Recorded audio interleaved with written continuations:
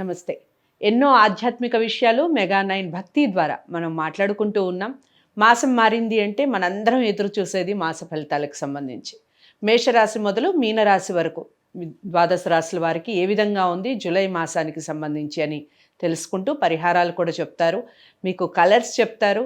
ఏ ఏ colours ఎవరెవరికి కలిసి వస్తుంది, ఈ మాసంలో మీరు పాటించాల్సిన నియమాలు ఏమిటి, దైవారాధన ఏం చేయాలి, ఈ విషయాలన్నీ వివరిస్తారు. మనందరికీ సుపరిచితులు, నాకు తండ్రి సమానులు శివప్రసాద్ గురువు గారు. శివప్రసాద్ గురువు గారు స్టూడియోలో ఉన్నారు.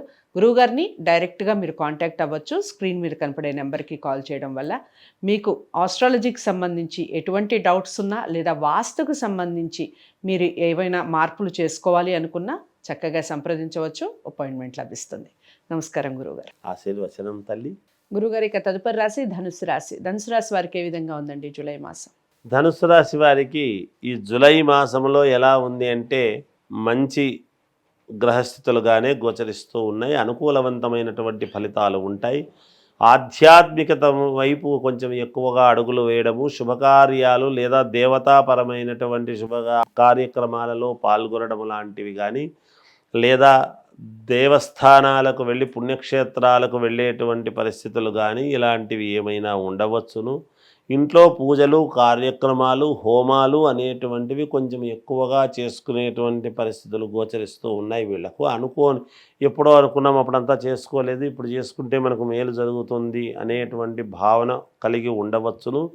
దాని ప్రకారముగా ఒక ఉన్నతమైనటువంటి కార్యక్రమాలలో పాల్గొనడము కానీ, విశేషంగా మామూలుగా ఈ ఏదైనా మంచి కార్యక్రమాల్లో పాల్గొనడము, అన్నదాన కార్యక్రమాల్లో పాల్గొనడం లాంటివి కానీ, సేవా కార్యక్రమాలలో ఎక్కువగా విరివిగా ఉండటము, స్నేహితుల వలన కొంత మేలు జరగటము, కావాల్సినటువంటి బంధువులతో కొంచెం చిన్న ఏదో మాట పట్టింపులు లాంటివి రావటము, అధికారులు వీళ్ళను కాదనుకున్నటువంటి వాళ్ళు మళ్ళీ వీళ్ళని దగ్గరికి తీయడం, రమ్మని చెప్పడం చేయటము, మానసికంగా ఉల్లాసపడుతూ వెళ్ళటం చేయడం జరుగుతుంది.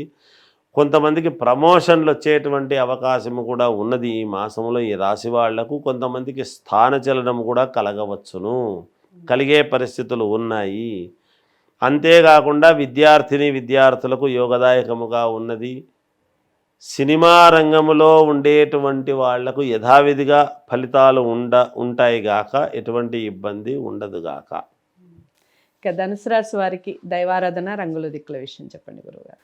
ధనుసు రాశి వారికి ఏ దిక్కు పనిచేస్తుంది అంటే 4 దిక్కులు పనిచేస్తుంది గాక, ఎటువంటి వస్త్రములు ధరిస్తే మాకు మేలు జరుగుతుంది అనేటువంటి ఆలోచనతో ఉండేటువంటి వాళ్లకు కాస్త తెల్లటి బట్టలు ధరిస్తేనే వీళ్లకు కొంచెం అన్ని అనుకూలముగా జరుగుతుంది గాక, తెల్లది మాకు లేదు, కుదరలేదు అనేటువంటి అభిప్రాయం ఉన్నప్పుడు లైట్ బ్లూ లాంటిది వేసుకుంటే మేలు జరుగుతుంది.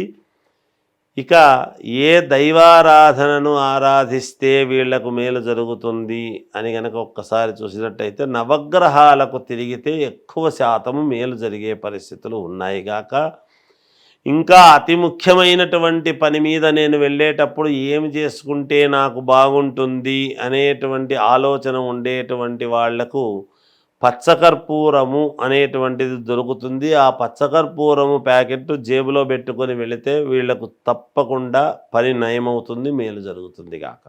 ఓకే. ధనుసు రాశి వారికి కూడా మాసం అంతా బాగానే ఉంది, కంగారు పడాల్సిన అవసరం ఏం లేదు. ఇక దైవారాధన విషయానికి వస్తే మీరు ఎక్కువగా నవగ్రహాలని ఎక్కువగా ఆరాధించే ప్రయత్నం చేయండి. అలాగే వైట్ కలర్ ఎక్కువగా యూస్ చేయండి, లేదా blue colour, sky blue colour అయినా బాగుంటుంది. అన్ని దిక్కులు కలిసి వస్తాయి. ఏదేమైనా జాతకాలని పరిశీలించుకోవడం మర్చిపోకండి. జాతకాలని గురువుగారి దగ్గరే చూపించాలి అనుకున్న వారు స్క్రీన్ మీద కనపడే నెంబర్కి కాల్ చేయండి. వీడియోని లైక్ చేసి షేర్ చేయండి. ఛానల్ని సబ్స్క్రైబ్ చేసుకోండి. తదుపరి రాశితో కలుద్దాం. నమస్తే.